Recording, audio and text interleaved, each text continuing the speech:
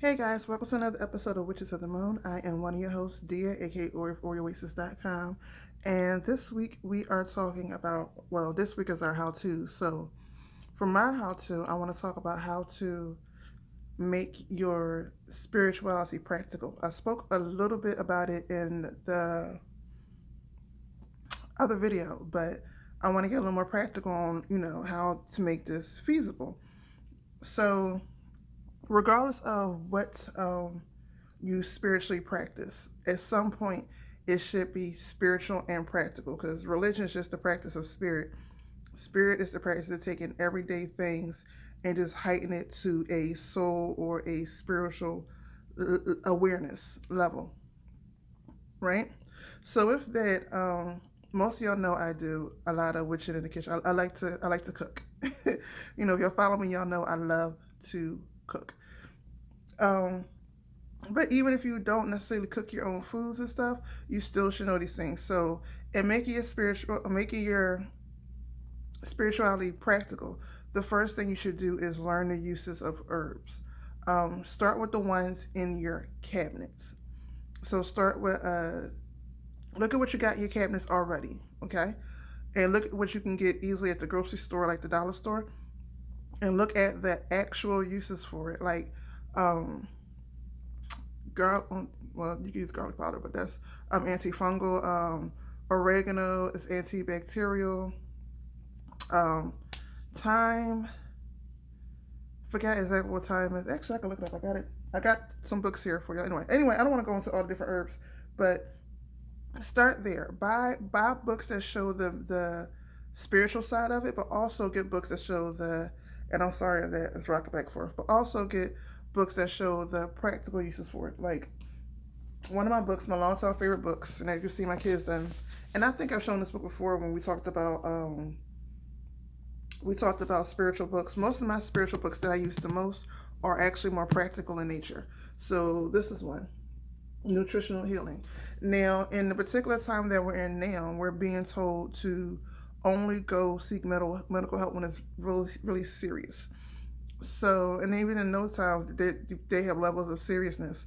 So, not only does this help you until you can get the help, because again, this does not replace medical attention. If you need medical attention, go and find it, go get that consultation. They have virtual consultations, do it. However, for minor things, these some things you may be able to take care of on your own. You may have stuff in your cabinets that you could already use. So, um, this book basically has everything, every skin, anything you can think of. This, uh, that's one book. Also, if you really want to connect to the old way of living, the old way of doing things, um, whether you're a conjurer, you're working the roots, you're second left hand path, Wiccan, ATR, anything and everything in between, even old school Christians, this is a great book to have. And books like these in general, that's a great book to have. They tell you books like this, and I can't find my other books. I can't think of names right now, but um, not only do they tell you, the actual old stories of how they use things, they also tell you how they used it in everyday life. Like one thing I learned when I originally got this book, I love the fact that it talked about other uses of bay and how bay is good for. And it's what I remembered quickly when everything started around here, because this tells you how bay was used for respiratory things. And I also know thyme and black pepper is great for the throat. So when you know stuff like that, you can make it tea. Also, what most people don't know is that bay actually is flavorless. It has no flavor whatsoever. So when you're adding to stuff, you're purely using it for its health benefits because it don't really have a flavor. Um, well, I would say the dry bay leaves that I get. I don't know if the natural stuff that you pick off a tree, or if that has a flavor or not. But by the time it gets to me, I don't even know why I use it. I don't never taste it. Um, when you tie, so you can tie that into, not only does that connect you to your roots and how people used it in the past, which connects you to your ancestors or some form of ancestry. It makes it practical for how you can use it now when we have to do kind of tap into the old ways of doing things. Also, now this is one of my favorite books, The Sexual Herbal. Because while we're told not to have sex at this time, who really gonna listen? Especially if you got an in-home partner or if you love yourself. Who really gonna listen? So this is great to have. So now that you can look at certain when you have multiple books, you can look at certain herbs that overlap for different things. Like ginseng could be used, not ginseng. Ginger could be used for energy. It could be used for heating things up. It also could be used for uh also could be used to heighten sexuality depending on what you mix it with. Um, a good curry. It also could be used to help boost the immune system, and I think I said everything. So that's like a good herb to have that can hit different areas and make this really practical to use. Um, yeah, that's basically it. I don't want to go too long, but you want to do when and this I never really push my opinion on people too much, but the one opinion that I always do that I live by is that your spirituality should have practical applications, no matter what you practice. And I'm not down to anyone's practice. I'm not down to anyone's practice at all. Everybody practice what you practice. Just find the um, practicality in the spirituality. And again, herbs is a great place to start. Start within your cabinet, see what's in there that you can use. That for multiple uses, find the spiritual use and the practical use. From there, you can learn how to make your own teas. Um, you can learn how to make different foods, or if you're not a cooker, when you go to eat out and you know certain things are in, or if you even like to eat frozen fruit meals, you know certain things are going to be in certain foods that you love. So once you know that, then you can figure out what prayers to say over it. Like if you love lasagna, you know one thing in lasagna is going to be oregano. Not saying that's going to be healthy for you, but at least the oregano is in there. You know what I mean? So now you can figure out what prayers, and it's tomato in there, you can figure out what prayers you want to say to bless over that as you eat it. So that's making it practical. What else? I had so much on my mind. Then the day went real fast, and now it's winding down, and I just wanted to do this video while it was fresh in my mind, but now it's like, um, oh, you can also learn, stuff if you cannot get stuff to clean your home, you can find the natural ways that can clean your home to the best of the ability or close enough to the ability of the chemical stuff. And this also saves you from having that chemical smell, lingering smell in your home for those who already have respiratory issues, who have pets, or who have younger children or may have older people in their home. They can't take all the chemical smells. Um, yeah, that's basically what I say on how to learn your herbs. If you can't, that's why I was supposed to show you more books. If you can't get these books, speaking of, where are you? This book. I love this book. Can y'all see it? Okay.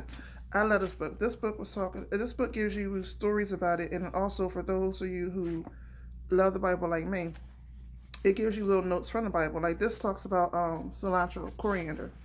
And it says how after the Exodus, the Hebrews were starving in the Sinai wilderness, and God fed them manna from heaven, which the Bible says tastes like coriander.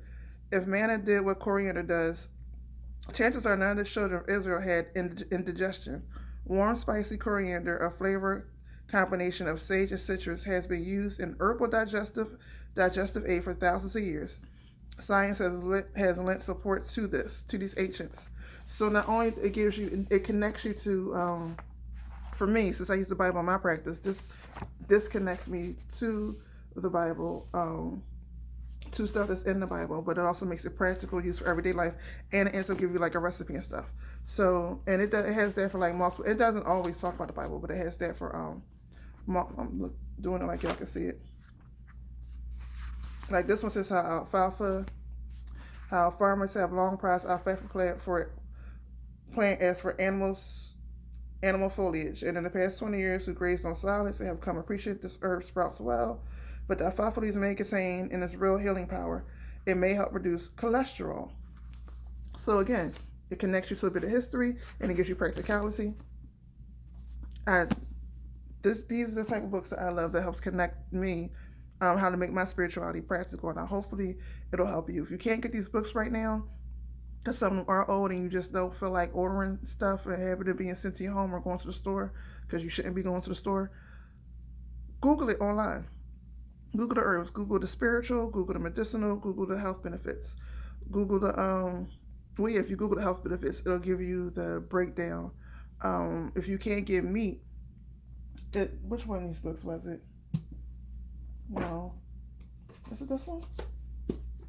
Like if you can't get meat, it breaks down the what has protein in it, what doesn't have protein in it. One of these books do it.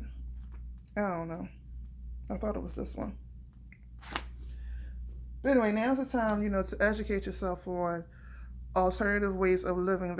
That's the knowledge that we lost as well, not all of us, but for most of us, especially us who grew up city kids, and we lost that knowledge. Who don't have, well, I had access to elders, not necessarily my elders in my family, but I had access to elders, but who didn't have access to elders to learn the stuff, or who elders may not know the stuff or they forgot because things change. This was more than, like, I'm only 39, so this was more than 40 years ago the day was practiced. This was a while ago. I mean, there's still farmers today, but I'm rambling. Okay, guys, so hopefully you enjoyed this how-to series. Hopefully this inspires you to go and learn and pick up and learn about your roots, learn about your culture. Look in your particular religious practice. Look at the stuff y'all use the most. Look to see exactly what the properties are of that. Something as simple as burning sage, depending on the right sage, it cleanses the air. Most people didn't know that. They thinking they burning sage to get rid of ghosts and goblins and ghouls, and depending on your practice, maybe it does, maybe it doesn't.